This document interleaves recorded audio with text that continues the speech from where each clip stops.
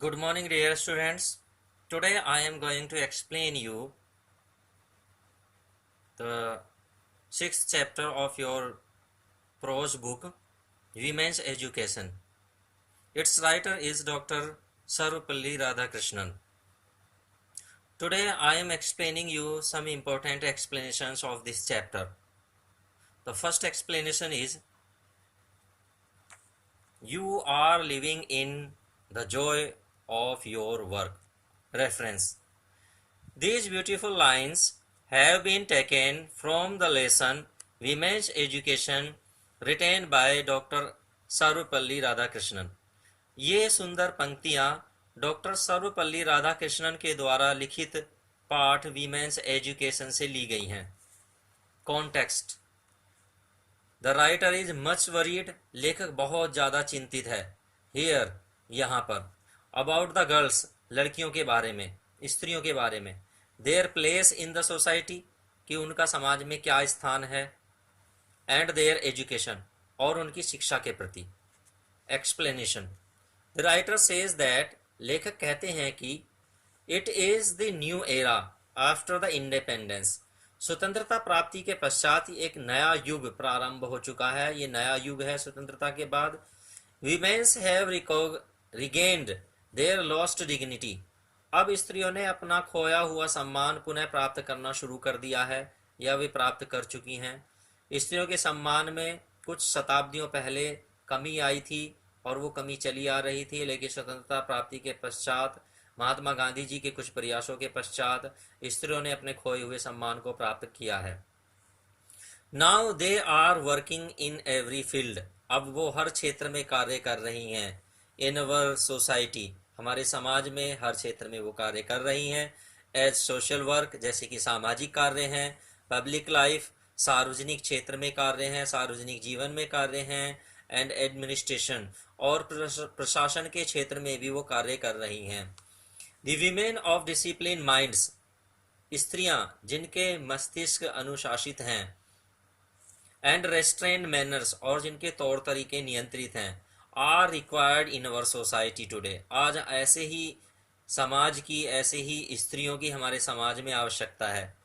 The writer advises us that, लेखक हमें सलाह देते हैं, every work should be done with honesty, कि प्रत्येक कार्य ईमानदारी के साथ किया जाना चाहिए। कुछ भी कार्य किया जाए उसमें कार्य को करने में पूरी ईमानदारी हो।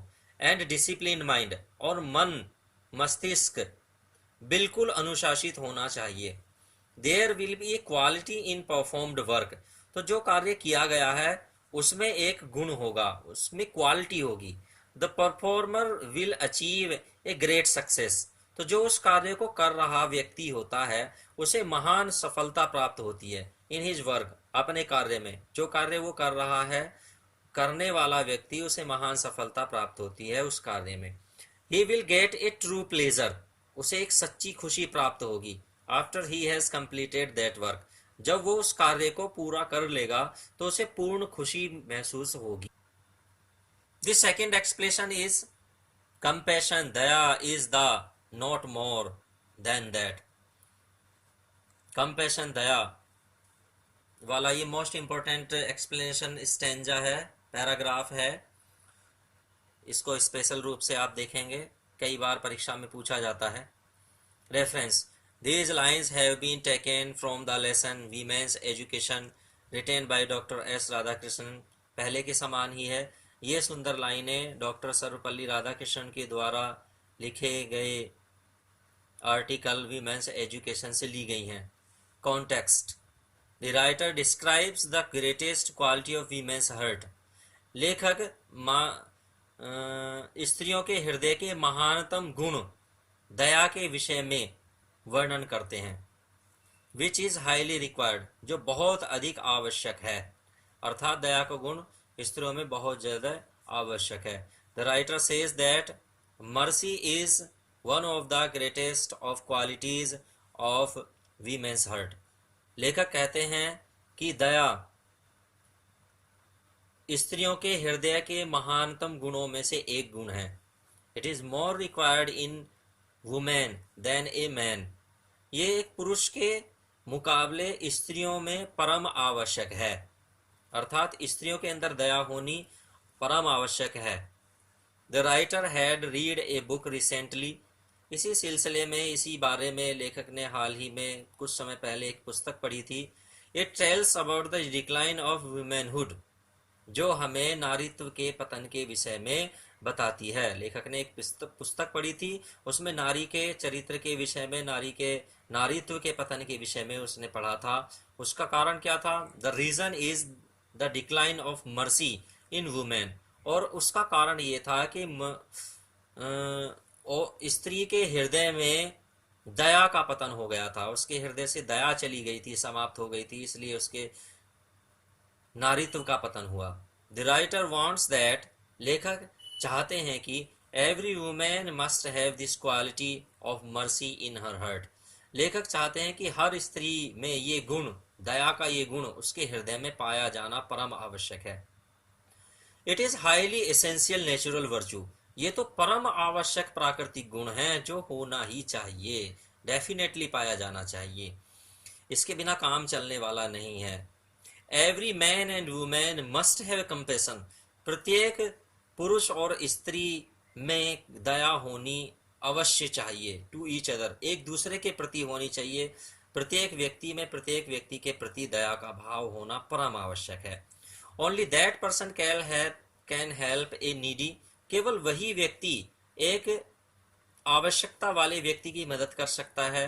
Who has compassion in his heart, जिसके हृदय में दया है, जो पहले से ही दयावान है, केवल वही व्यक्ति किसी आवश्यकता वाले व्यक्ति की मदद कर सकता है, अन्यथा कोई व्यक्ति किसी व्यक्ति की मदद नहीं करेगा। The writer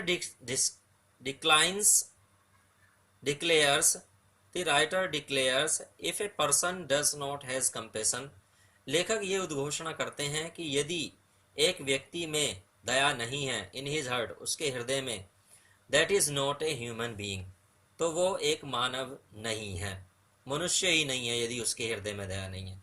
that is only a human animal, वो तो मानव के रूप में जानवर है, मानवीय जानवर है वो। ओनली ए नर पशु, केवल वो नर पशु है, इससे ज्यादा कुछ नहीं। दो एक्सप्लेनेशन मैंने आपको अभी एक भी एक्सप्लेन की हैं।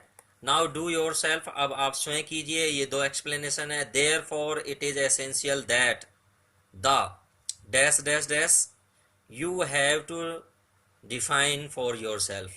दूसरी एक्सप्लेनेशन इसमें है, a purpose which held good dash dash dash needs of the present generation. ये चार मोस्ट इंपॉर्टेंट एक्सप्लेनेशन हैं इस चैप्टर से। वैसे तो ये सारा चैप्टर ही मोस्ट इंपॉर्टेंट है, एक्सप्लेनेशन की नज़र से भी, शॉर्ट क्वेश्चन की नज़र से भी, और फिल इन द ब्लैंक्स की नज़र से भी। ये मोस्ट इंपॉर्टेंट चैप्टर है, स्त्रियों के बारे में बहुत अच्छा चैप्टर है, इसे आप ध्यान से पढ़ें और समझें। धन्यवाद।